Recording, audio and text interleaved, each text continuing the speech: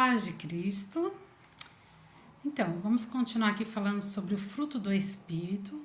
E uma das expressões dele a gente já falou, que é a amabilidade e o amor. E agora a gente vai falar da alegria, né? Que é um fruto do Espírito, né? Que o Espírito enche, é algo divino, né? Existe a felicidade, que é algo humano, existe a alegria, que é algo divino. O divino é algo que não depende dos nossos sentimentos, do que nós estamos passando, das circunstâncias. Mas o que é natural da carne, né, o humano, ele depende. Então a nossa vida ela é repleta de desapontamentos, de crises, de tragédias, de problemas, de aflições, de lutas, né?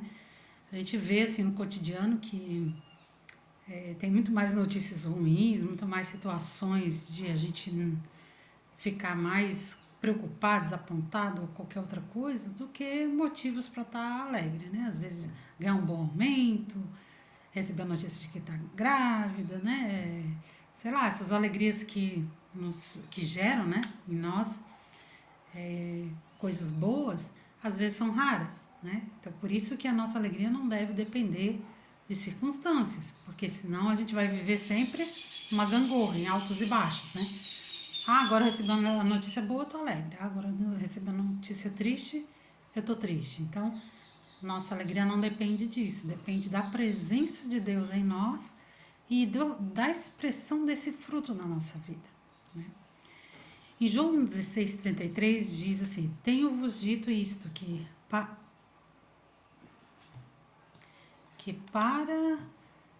para que em mim tenhais paz. No mundo tereis aflições, mas tem de bom ânimo, eu venci o mundo. Então, o Senhor já está nos alertando que aqui a gente vai ter aflições, né? Mas a gente pode ter bom ânimo em Jesus, em Cristo, né? Quando? Quando nós fixarmos os nossos olhos nele. Se nós fixarmos nossos olhos na circunstância, como Pedro fez, né? Tirou o momento que Jesus chamou ele para fora do barco, ele estava andando sobre as águas, ele tirou os olhos de Jesus e olhou a tempestade. Nesse momento ele começou a afundar. Então, se a gente fixar os nossos olhos em Deus, nas promessas dele para nós, nós vamos permanecer firmes, né?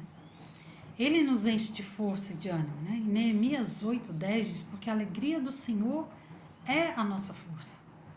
Então, quando a gente está se sentindo fraco, uma das expressões do Espírito que vai nos fortalecer é a alegria, né? Buscar essa alegria no Senhor, né?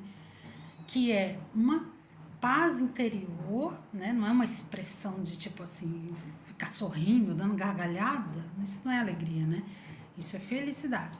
Mas é uma paz interior, uma quietude, é uma confiança. Você tem uma coisa dentro do seu coração assim que te dá aquele, em meio àquela circunstância toda que tu estaria quase se afogando, né, em desespero, isso aqui, mas você tá, as pessoas olham para ti, meu Deus, como que você tá assim diante do que está acontecendo?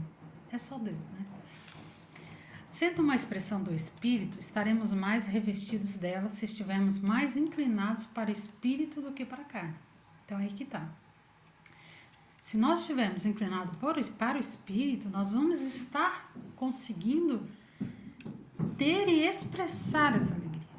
Agora, se a gente estiver mais inclinado para a carne, a gente vai cogitar das coisas da carne, que é o que? Preocupação, desespero, murmuração, falácia, vai ficar falando para todo mundo o seu problema e tal, ao invés de ir lá nos pés do Senhor, falar para Ele e confiar nele, né? Na fidelidade dele para conosco, né?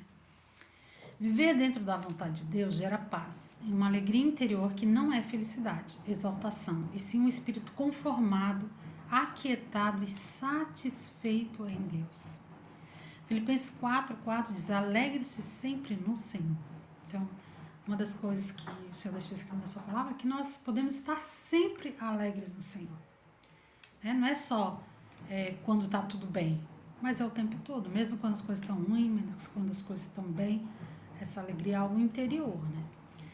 Não conseguimos explicar porque sentimos alegria quando nossa vida não há motivos para estarmos alegres. Não significa felicidade, pois felicidade é um estado de sucesso e prosperidade relacionada às circunstâncias e depende delas. A alegria não. A alegria é uma dádiva divina quando enfrentamos os problemas, essa alegria é sobrenatural, concedida mediante o Espírito de Deus, transcendendo a todas as condições que estamos passando. Então, as realidades espirituais da bondade de Deus são vividas em nós. É uma realidade espiritual sendo vivida em nós. Né? Tem um texto que diz em Salmo 23, 6. Gente, esse texto é: sei que a bondade e a fidelidade me acompanharão todos os dias da minha vida. Teve um momento da minha vida que eu estava muito triste, muito decepcionada, um monte dessas coisas aí, né, da carne, e começaram a cantar esse louvor da bondade de Deus, né? E aí eu fiquei pensando, poxa Senhor, mas nesse momento tu disse que todos os dias da minha vida eu não estou vendo a tua bondade nesse momento da minha vida. E aí o Senhor falou, se você crê, né? Porque é difícil crer enquanto está ali a tempestade, né? Mas se a gente crê, o Senhor vai fazer essa tempestade passar e nós vamos poder provar da bondade de Deus, né? Porque a gente é muito imediatista, a gente quer as coisas na hora, naquele momento, que passe aquela dor, que passe aquela situação, que passe aquilo, mas o Senhor não é imediatista. Ele vai cumprir todas as coisas a seu tempo e a seu modo, porque é necessário, às vezes, passarmos processos de provações para termos a nossa fé fortalecida, para sermos mais íntegros diante do Senhor, termos o caráter íntegro, né, e o caráter transformado por Cristo. Então, é somente passando por circunstâncias difíceis que nós vamos aprender essas lições eternas, né? É que nem na escola, a gente precisa passar pela prova para provar que nós conseguimos entender a matéria, né? As aflições e dor nos levam à necessidade de Deus, para receber dele a alegria. Então, quando a gente está passando por aflições, a gente tem a tendência, isso com todos nós, não tem ninguém que é diferente nisso, de a gente buscar mais a Deus, quando a gente está com necessidade. Né? A gente dificilmente fica nos pés do Senhor, como a gente fica quando está com aflição, quando a gente está tudo bem. Né? Então, assim, de alguma forma, isso nos aproxima, a dor, a aflição, o sofrimento, as tribulações nos aproxima de Deus e Ele consegue agir nas nossas vidas. O que Deus está lhe pedindo para suportar enquanto você caminha bem próximo a Ele? Uma pergunta, né? Está permitindo que essas lutas te levem a orar, a jejuar e adorá-lo? Vamos ver o exemplo de Ana. A Ana, na Bíblia, né, ela era estéril e ela estava constantemente sendo ridicularizada por Penina. Quem era Penina? Era, naquela época, o marido, se a esposa não lhe desse filhos, ele podia ter uma outra esposa para gerar filhos. Como Ana não podia ter filho, o marido dela teve a Penina, mas ele amava muito Ana. Só que Ana continuava sendo estéril. E essa mulher, por ver Ana estéril e ela tendo filhos do marido dela, começou a ridicularizar ela. Né? Então, imagina a dor. Você já está passando por uma situação difícil, ainda vem alguém ainda te ridiculariza, ainda vem alguém ainda pisa mais ainda em cima. Isso a gente vê muito acontecer, né? Inclusive nas nossas vidas, né? E qual foi a atitude de Ana? Que é a mesma que a gente puxa como exemplo para nós, né? A gente pode ver isso. Ela não se vingou de Penina, tanto que ela nem contou para o marido que ela fazia isso, que a outra fazia isso com ela. Ela preferiu entregar diante do Senhor a situação. Ela orava constantemente, todos os dias, em jejum e oração, quase ela fazia orações ao Senhor. E ela orava, interessante que ela ia para o templo para orar, né? E ela buscava o favor de Deus durante muito tempo. Até que um dia o profeta viu ela orar, achou que teve aquele caso, achou que ela estava bêbada, porque ela falava balbuciando assim, meio chorando.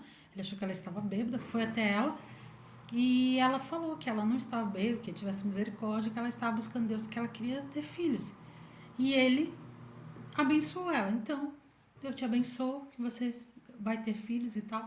E ela foi abençoada naquele momento. Então, de tanto ela buscar o favor de Deus, Deus moveu o coração daquele profeta para orar por ela e abençoá-la, né? E o interessante também é que depois que ela recebeu essa bênção, ela não idolatrou essa bênção.